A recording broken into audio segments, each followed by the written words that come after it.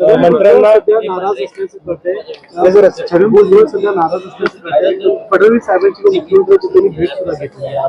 काय अमित शहाची देखील भेट घेतली आणि राज्यसभेवर जायची चर्चा सुरू आहे. 10-12 दिवस थांबा म्हणून सीएम साहेबांनी सांगितलंय. काय त्यांच्याबद्दल निर्णय असेल? नवीन राजकीय समितीनं जुळतील का?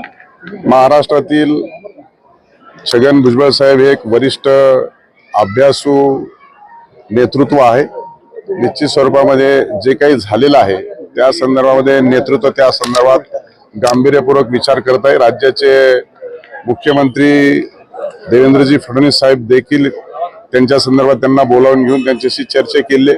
मला वाटतं की निश्चित स्वरूपामध्ये त्यांच्यावर अन्याय झालेला आहे.